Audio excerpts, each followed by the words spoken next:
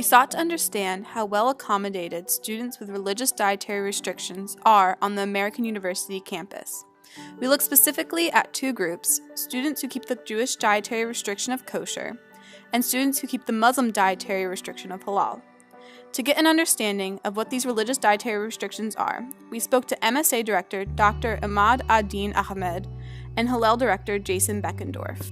Our holy book is called the Quran, and the dietary restrictions are specified in the Quran, stating that all wholesome food is permitted, but prohibited are pork and the products of the pig, carrion, which is to say meat, animals that have died on their own rather than by a slaughter. In the Torah, in the Hebrew Bible, Jews read a handful of edicts regarding dietary laws and food consumption. So we're told that we cannot cook a kid in its mother's milk. And we're told that we can only eat mammals who have split hooves and chew their cud. The rabbis came to determine that what we should take from that instruction was that we should not mix milk and meats.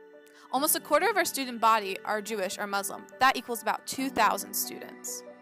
We asked American University students how familiar they were with the halal and kosher diets.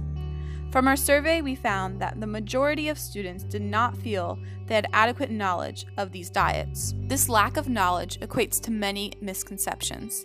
These are some of the ones we found. I think that there's a kosher room in TDR, but that's all that I know. I don't know about halal or anything. They have the big sign up that says, if you ask, you can get halal chicken. I know that Tenders has now gone halal, as I believe some other groups or other places on campus, and I know that TDR has expanded their options. The only dietary restrictions I've actually seen is like the kosher area in the TDR.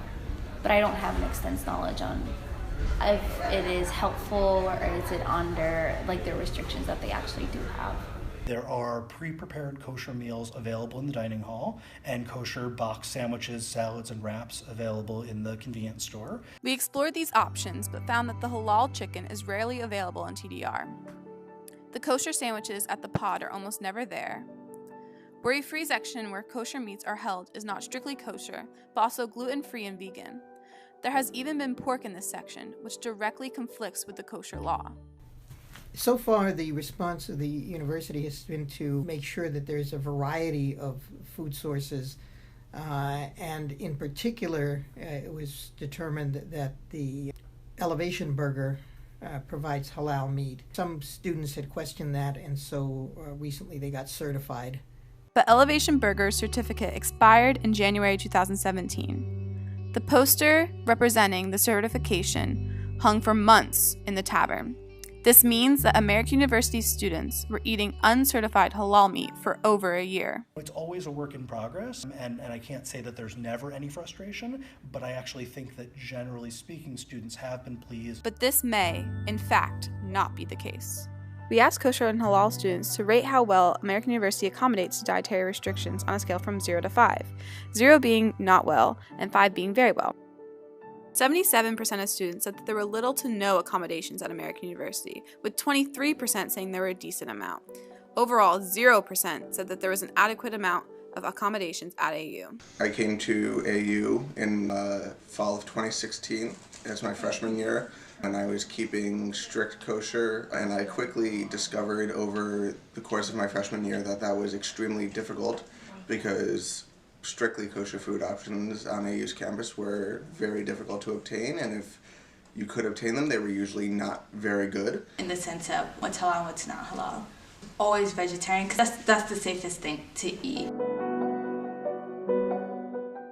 We were told when I came to tour the school and came to orientation that there were kosher options in TDR, in a little section off to the side where halal food, kosher food, vegan food, etc.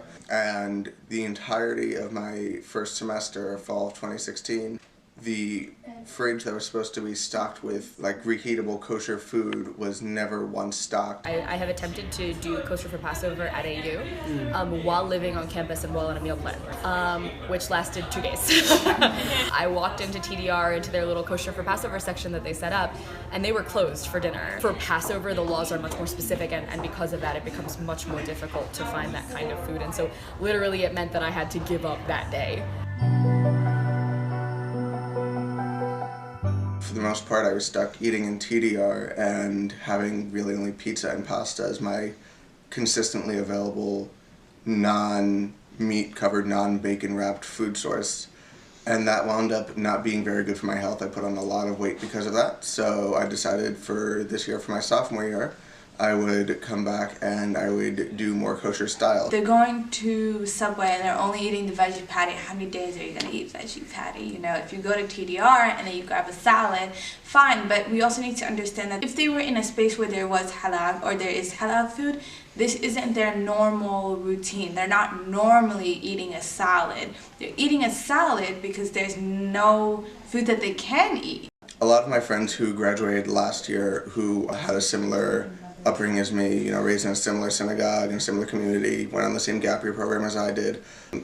During their time here at AU, they had similar issues as me. They did the same thing as me and just went down to being kosher style instead of strictly kosher. We would love in the future to see AU offer a full kosher dining plan. It's something, you know, that would be the ideal. That would create a situation in which any Jewish student who thought that AU was the right fit for them academically, socially, and otherwise could truly see AU as a viable option. They have pointed out, and the university has agreed that they can do better. If there are halal foods on campus, it would be nice to know, or just bring in more halal options. Or maybe let's renew that license that Elevation Burger has. In TDR, there's a lot of stations. They do have like a station around the back that's really small, and I think that's where they have like the majority of the dietary restrictions of foods. They should add a station in the main area to make it feel like more welcome, more accessible. That's more obvious that the food for people with dietary restrictions is there and not around the corner where almost nobody goes. They could serve that normally and just like say that it's halal or say that it's kosher. It wouldn't really affect the majority of the population. It would help those people that need it. The university should try and put in something when you register for your meal plan. Click off options on you want to have access to the kosher food or the halal food or whatever your dietary restriction is, and then make it so there can be some kind of swipe or punch code or something on the fridge in TDR and in a special fridge in pod, so that way only people with that on their plan could be able to get it. There are little things that the university can do that may not even cost so much money. No one should have to choose between religion and food. This is our call to action.